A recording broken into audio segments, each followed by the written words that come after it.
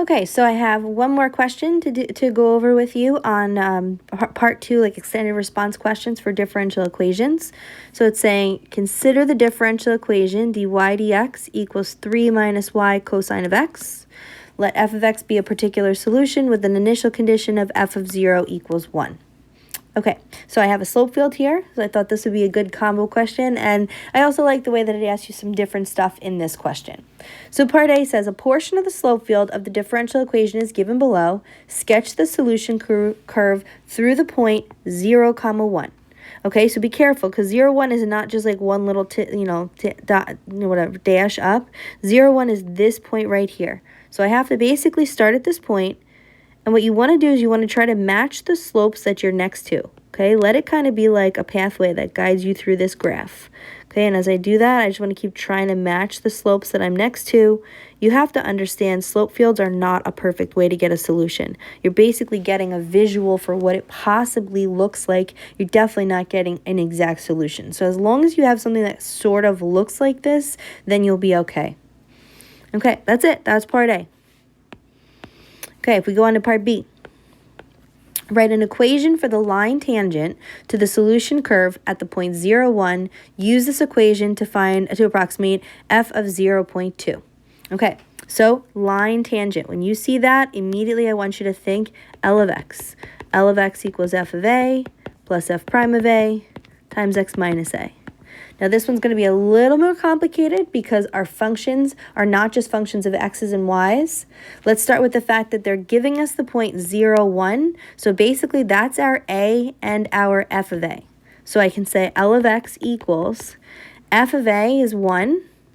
F prime of a I'm going to show you how to get in just a second. And then I'm going to have x minus 0 as my x minus a. To get f prime of a, I basically have to calculate dy dx at the point 0, 1. So if I use my differential equation that I was given above, I'm going to plug into that. That's 3 minus my y-coordinate multiplied by the cosine of my x-coordinate.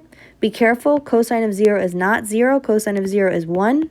So I end up getting a value for 2, and that gives me the value of f prime of a in that situation.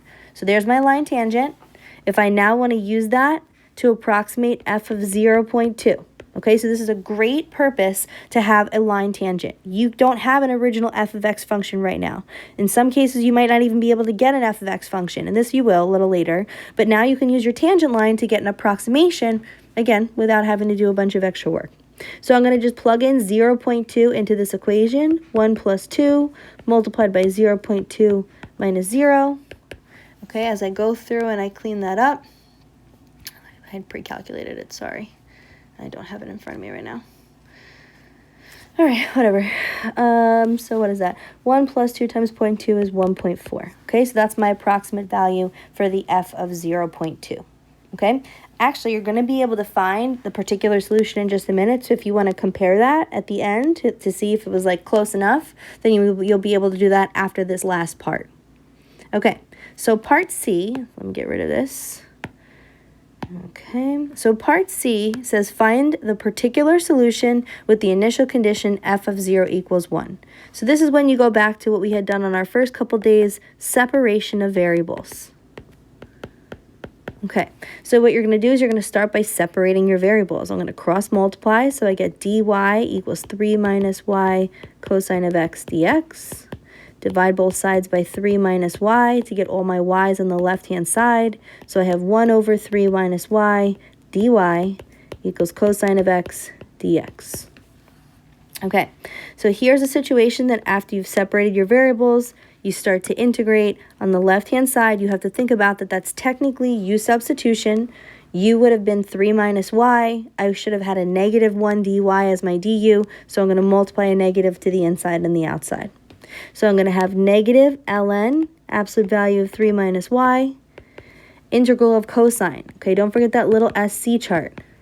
As you work your day down is the derivative, and on your way up is the integral. So as you integrate cosine, you end up with regular sine. So this becomes sine of x. And like I said in the lesson the other day, do not forget plus c. If you forget plus c, everything you do after this point, according to the AP rubric, is wrong. Okay, you don't get any credit even if you've done stuff partially right. Okay, So this negative in the front, I have to get rid of that before I can, raise both sides to be powers of e. So if I divide everything by -1, on the left I'll have ln of 3 minus y equals negative sine of x. I don't have to make that a negative c because once again, when you add, subtract, multiply, or divide a constant by a constant, it stays just being a constant. So you can leave it as plus c. We're going to raise both sides to be exponents of e, and that's how we're going to be able to start to get rid of that ln. So I'll have 3 minus y is equal to e to the negative sine of x. Remember, this is technically e to the negative sine of x times e to the c. I can make that whole e to the c a big C in front, and then I can just finish by getting y by itself. Minus 3 from both sides. So I have negative y is equal to c e to the negative sine x minus 3. And when I divide everything by -1, this gives me y equals c e to the negative sine x plus 3. Okay, I'm going to finish up by plugging in my initial point to get my final equation. So that's the point 0, 1. That means I'm plugging in y is 1, and I'm plugging in x is 0. This time, sine of 0 is actually 0. E to the 0 is just 1, so I have 1 equals c plus 3, or eventually you find out that -2 equals c. So your final answer for this last part would go back to plug in right here for c. I have -2 e to the negative sine x plus 3. Okay, make sure that's a negative.